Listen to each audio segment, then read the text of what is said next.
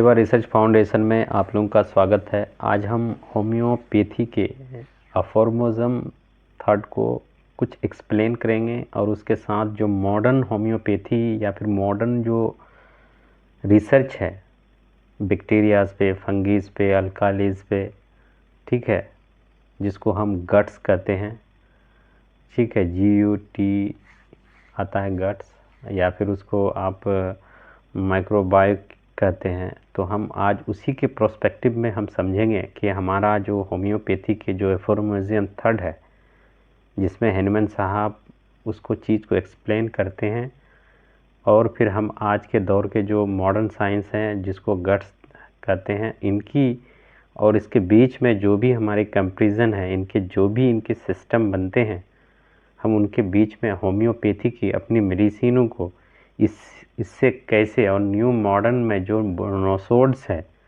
इसमें हम रखेंगे। और पूरे वीडियो तक आप बने रहें, अंत तक देखें, तब आपको समझ में आएगा कि न्यू अप्रोच क्या कहती है होम्योपैथी की और पुराने अप्रोच हमारा क्या कहता है। तो आज हम कोशिश करेंगे, अगर चैनल पे नए हैं तो आप सब्सक्राइब कर सकते हैं, हमारा मेंबरशिप आप ले सकते हैं, जहाँ पे हम स्पेशल वीडियोस, जहाँ पे पोटेंसीज, जहाँ पे हम कुछ केसेस के जो इमरजेंसी है उनको हम अपलोड बीच बीच में करते हैं और नेक्स्ट टाइम भी करते रहेंगे हर मेंबर्स के लिए। तो स्टार्ट करते हैं आज का हम वीडियो को। एफॉर्मेज्म थर्ड में आप क्रॉनिक माइज्म जैसे पढ़िएगा, ऑर्गन ऑफ मेडिसिन का, ऑर्गन ऑफ मेडिसिन जो हैनमन साहब का था, उसमें सीधा एक चीज़ को उसने वाजे किया है। उस चीज़ में वो कहते हैं कि होम्योपैथी के प्रैक्टिशनर डॉक्टर्स को ये चीज़ जानना है कि मेडिसिनें हमारी क्यों नहीं काम कर रही हैं, और काम करने का मतलब यहाँ पर ये है कि जो पेशेंट है वो परमानेंट क्योर क्यों नहीं हो रहा है, क्या ऑब्स्ट्रक्शन है। तो आज इस ऑब्स्ट्रक्शन को हम कोशिश करेंगे कि न्यू मॉडर्न साइंस में इसी जो ऑब्स्ट्रक्शन है, ये जो दूर नहीं होती है, तो क्या हो सकता है।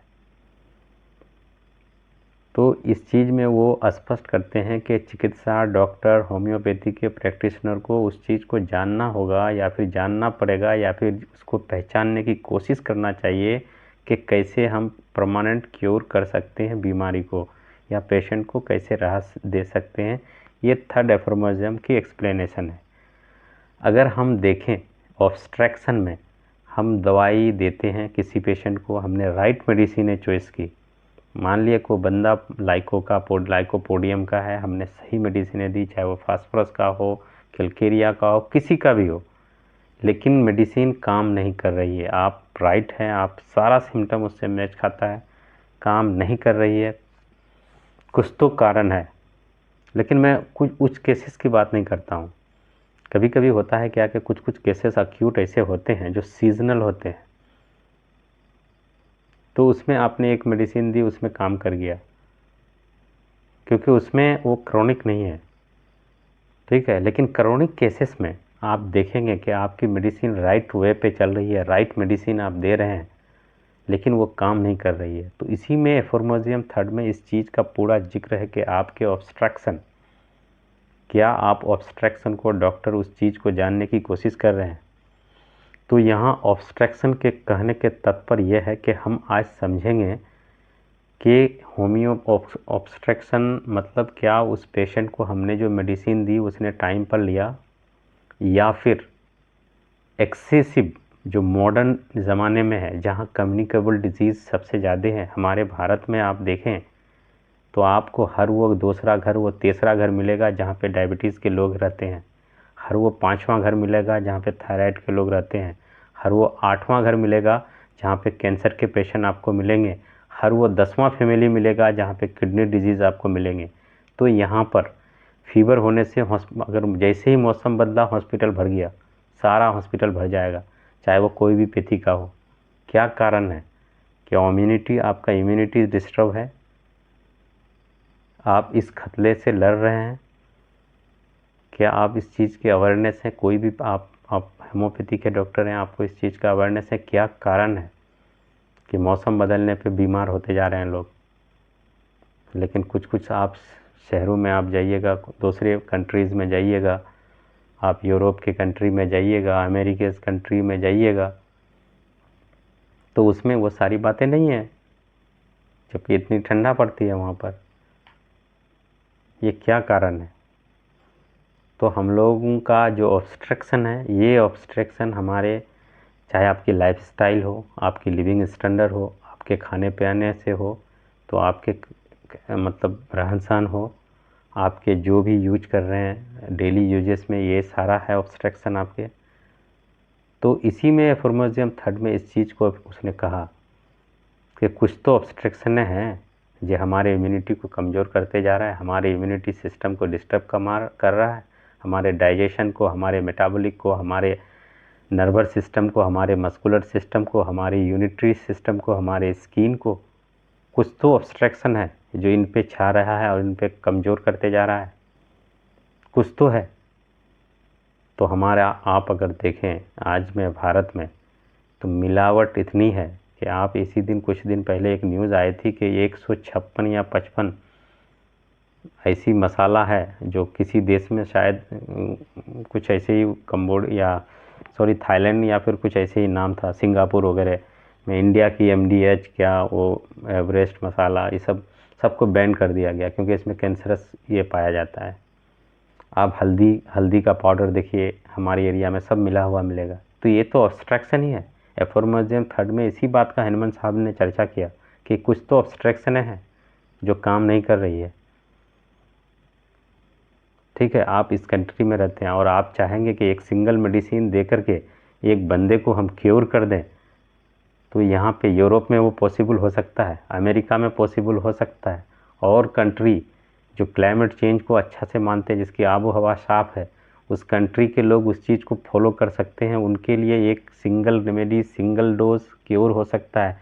लेकिन आपके कंट्री में ऐसा पॉसिबल नहीं है, क्योंकि आपका दवाई अगर लेता है वो बंदा, तो उसके साथ उसका गुटखा चलता है, उसका पान चलता है, उसका बीड़ी सिगरेट खैनी, ये सारे के आदी हैं। कितने % लोग हैं जो इसको नहीं यूज करते हैं? कुछ ही लोग हैं जो यूज करते नहीं होंगे, बाकी यूज करते हैं। फिर आपके पास होम्योपैथी के दवाई ले रहे हैं, फिर आपसे दवाई लेके 10 कदम नहीं गए कि वो जंक फूड खाना स्टार्ट कर दिए। यहाँ पे ठंडा लोग इस तरह से पीते हैं जैसे पानी में पानी पीते हैं। तो यहाँ अवेयरनेस ये भी सबसे बड़ी कारण हो सकती है।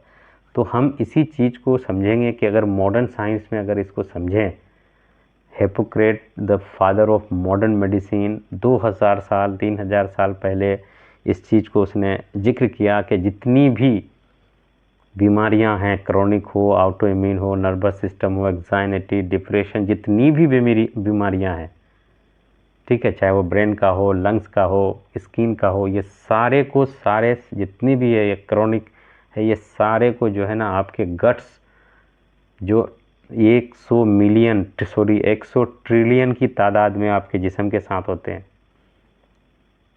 एक नहीं है, आपके जिस्म में 100 ट्रिलियंस गट्स हैं, जिसको माइक्रोबायोकेमिक या फिर गुड बैक्टीरियाज के नाम से जाना जाता है। अगर आप उसमें साबुन सरफ इसका यूज करते हैं, उससे होता है क्या है कि उसकी तादाद घटने लगती है, वो मरने लगता है। अब यहाँ पर दूसरी केसेस अगर देखें, तो हम लोगों के यहाँ पर कुछ ऐसी जगह में है कि डॉक्टर रिकमेंडेशन करते हैं कि दूध है ना, मिल्क है। लेकिन हम आज एक किताब को कोट करेंगे यहाँ पर, जहाँ पे डॉक्टर सेन और वांग 2016 में एक बुक पब्लिश हुई थी, इसमें इस चीज़ का उसने जिक्र किया था कि जो मिल्क है ये 3 साल तक बच्चों में है ना, वो उसके अंदर में वो एंजाइम डेवलप होती है जिससे उसको वो पचा सकता है। लेकिन हम लोग के जैसा आप या फिर हमारे यहाँ पे कुछ ऐसे होते हैं कि उसमें टॉक्सिन RCM बोल करके, शायद मुझे नाम एग्जैक्ट याद नहीं है अभी, ठीक है, जब मैं उस पर वीडियो बनाऊंगा तो फिर उसका मैं ऑर्डरिंग करूंगा तो फिर बताऊंगा मैं। उसके बाद हमारे को दूध की ज़रूरत नहीं है, क्योंकि हमारा जो सिस्टम है, जो हमारा जो वहाँ के जो गट्स हैं, वो उस चीज़ को वहाँ पे पचा नहीं पाते हैं। तो आप जो भी चीज़ खाते हैं तो उसको बड़ी आंत में क्या है 3 से 4 घंटा या 5 घंटा वो रखते हैं, है ना, उसके बाद फिर वो छोटी आंत की तरफ दे देते हैं। अब छोटी आंत में क्या है कि अगर कोई भी चीज़ पड़ा रहा तो वो फिर फंगस बनाएगा, वो बैक्टीरियाज बनाएगा, वो सड़ेगा, गलेगा वहाँ जाके। तो आप चाहे डायबिटीज़ के केसेस लें, किसी का भी केसेस लें, ये सारे गट्स के प्रॉब्लम होते हैं, क्योंकि इसकी तादाद 100 ट्रिलियंस है। जब 100 ट्रिलियंस है, ठीक है, तो आप उसको जैसे ही मॉडर्न ज़माने से आप उसको मैच करते हैं, आपने साबुन लगाना, सरफ लगाना स्टार्ट किया। यही वजह है कि आपको दांत खाज खुजली अगर होता है तो आपको डॉक्टर रिकमेंडेशन करता है कि आप नॉर्मल साबुन मत लगाएं। क्यों कहते हैं वो? ठीक है, आप एंटीबायोटिक का लंबा समय तक इस्तेमाल करते हैं। एंटीबायोटिक का काम क्या है कि आपके अंदर में कुछ भी बैक्टीरिया देखा, पकड़ो, WBC मारता है उसको, जहाँ देखो वो पहचानता नहीं है, सिर्फ वो देखा मारा। यही है जो कि एंटीबायोटिक को आपको ज़्यादा समय तक डॉक्टर प्रिस्क्राइब नहीं करते हैं, ठीक है, कुछ ही समय तक उसको प्रिस्क्राइब करते हैं और फिर वो कोशिश करते हैं कि उसके बाद फिर जो लैक्टोबाइकुलस बैक्टीरिया होते हैं उसको वो फिर उसका एक प्रोबायोटिक आपको प्रोवाइड करते हैं, ताकि उसका जो है ना कल्चर हो सके, है ना, उसका जो है ना रख रखाव, कल्चर ही कहें उसको, रख रखाव हो सके। वो जो ये है, जहाँ पे आप देखिएगा एंटीबायोटिक लेने के बाद आपको कॉन्स्टिपेशन होता है, आपको एग्जाइटी होगा, आपको चक्कर होगा, ठीक है, आपको ब्रेन में होगा, क्योंकि ये जो गट्स है ना, जो सारे GI ट्रैक में आपके मौजूद होते हैं, 100 ट्रिलियंस, ये आपके GI ट्रैक में मौजूद होते हैं और इसी का एक्सेस ब्रेन, इसका एक्सेस लंग, हार्ट, सारा सिस्टम इसका एक्सेस करता है, ठीक है, ये गट्स को ही एक्सेस करता है। और इसी के डिस्टर्बेंस अगर होम्योपैथी के प्रैक्टिशनर इसको ध्यान में रखे, ठीक है, अगर कोई भी बीमारी का ट्रीटमेंट करें, ठीक है, मैं समझता हूँ कि वो सक्सेसफुल होंगे। आप कोई पेशेंट में आप देखिएगा कि एक चीज़ आपके सामने में कभी कभी आता होगा कि इसको एंडोक्राइन डिसऑर्डर है, ठीक है। अब एंडोक्राइन डिसऑर्डर है तो उसमें कोशिश ये होता है कि इसको क्या दिया जाए। तो हम लोग के पास, होम्योपैथी के पास तो एंडोक्राइन के स्पेशली कोई मेडिसिन बोल के नहीं है कि इसको मान लिया एंडोक्राइन डिसऑर्डर है तो हम इसको स्पेशली कोई मेडिसिन दें।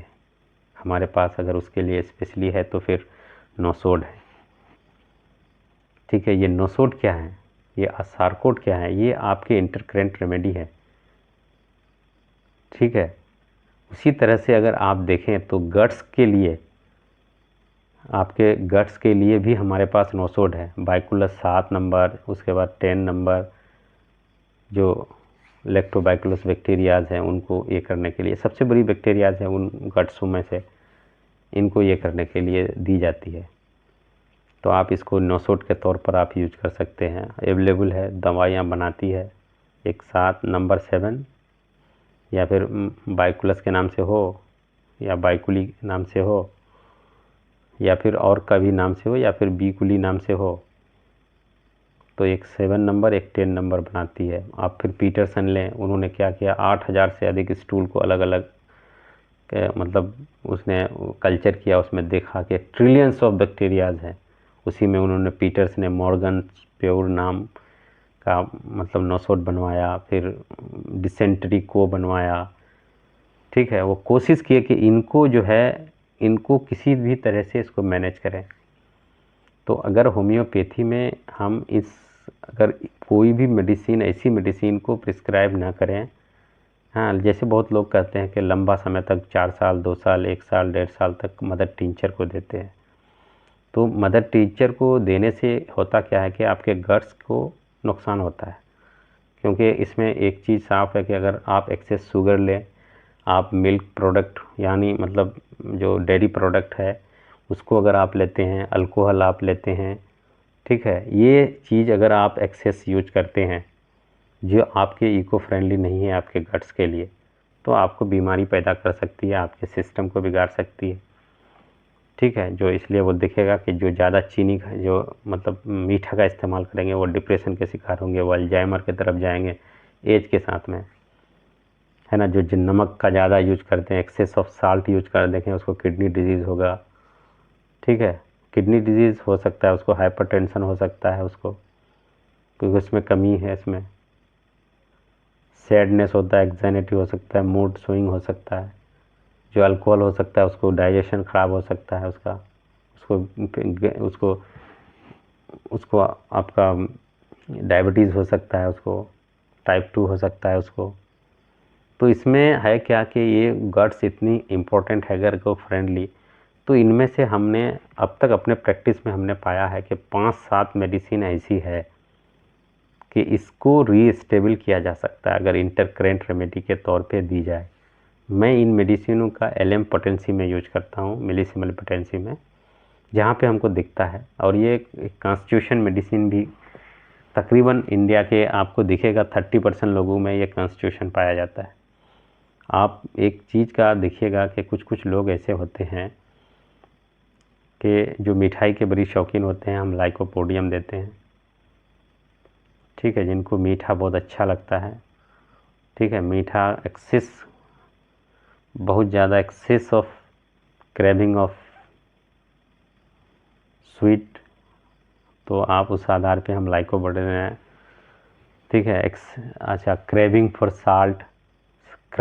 साल्ट, तो फिर हम नाइट्रोम्यूर को देते हैं। और साल्ट खाते हैं तो फिर हम फास्फोरस को देते हैं।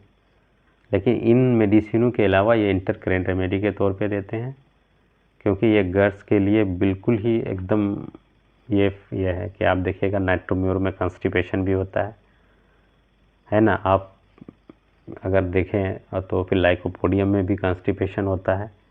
ये सारे देखिएगा आप मेडिसिन। और सबसे बड़ी जो इम्पोर्टेंट 1 नंबर पे आती है गर्ल्स की मेडिसिन, वो है नक्स वोमिका, ठीक है। यह नक्स वोमिका क्योंकि ये आपको पॉलीक्रस्ट रेमेडी के तौर पर है, तो आप इन मेडिसिनों हैं कार्बोवेज। कोई बंदा हमको, कोई आदमी था, वो उसने हमको शायद ये किया कि ये चिलीनेस और टेम्परामेंस, देखिए वो सब चीज़ें ठीक है, लेकिन आपके ऑब्स्ट्रक्शन तो हैं। आप ऑब्स्ट्रक्शन आप देखिएगा तो फिर उस ऑब्स्ट्रक्शन को तो फिर उसको भी तो आपको एड्रेस करना है। आप एक चीज़ के लेके पड़े रहिएगा तो फिर नहीं होगा ना। आप लोगों ने कितना नोसोड यूज करते होंगे क्लिनिक में, कभी भी मुश्किल से एक मिल गया, कोई आके बता दिया कि मेरे ख़ानदान में कैंसर है तो आप कार्सिनोसिन दे दिए, कोई बता दिया आके कि मेरे ख़ानदान में टीबी है तो आके आप ट्यूबरकुलिनम दे दिए, नहीं तो उसके अलावा आप लोग कभी भी यूज नहीं करते हैं। जब यूज नहीं करते हैं तो उसका तो कोई तो सीज़न, वही तो कारण से बना होगा ना मेडिसिन। घर में रखने के लिए तो मेडिसिन नहीं बनाता, फैक्ट्री में रखने के लिए तो मेडिसिन नहीं बना है ना, कुछ तो कारण है ना मेडिसिन बनने का। तो ये बात आपको पहले जानना पड़ेगा। देखिए होम्योपैथी जितना इजी है उतना हार्ड भी है, उतना ये भी है, डिफ़िकल्ट भी है समझना, ठीक है। मैं जो बता रहा था कि आप गट्स के लिए जो इको फ्रेंडली है, इनमें आपको 1 नंबर पे नक्स रख सकते हैं, आप फास्फोरस को रख सकते हैं, सीपिया, नाइट्रोम्यूर, ठीक है, इपिकाक, नक्स भूमिका, इन मेडिसिनों को आप रख सकते हैं और आप दीजिए प्री पोटेंसीज में, इंटरक्रेन रेमेडी के तौर पर आप दीजिए। आपको दिखेगा कि हेल्थ उसका रीस्टेबल होने बढ़ेगा। अब ये नहीं कि जिसको चाहे आप सीपिया दे दिए, सीपिया उनके सिम्टम के आधार पे दीजिए, जिनको नाइट्रोम्यूर बनता है उनको नाइट्रोम्यूर दीजिए, जिनको लाइको बनता है उनको लाइको दीजिए, ठीक है।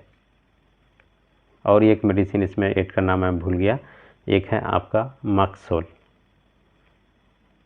तो मेडिसिनें बहुत सारी हैं, मगर इन मेडिसिनों में हमको सबसे ज़्यादा केसेस हमको मिले, 90 से 80% केसेस हमारे इसी के दरमियान में आए और हमने इस पर काम भी किया, रिजल्ट भी बहुत अच्छा मिला। तो ये गट्स का था और होम्योपैथी के जो कम्बाइनेशन है फॉर्मेजियम के अंदर में, मैं आज उस चीज़ के बारे में बात किया। नेक्स्ट टाइम मैं ट्राई करूँगा और भी, अगर आप कमेंट करें तो फिर इसके ही रिलेटेड में एक एक्सप्लेनेशन, फिर मैं थ्योरी फिर आपको मैं बता दूँगा। थैंक यू, धन्यवाद।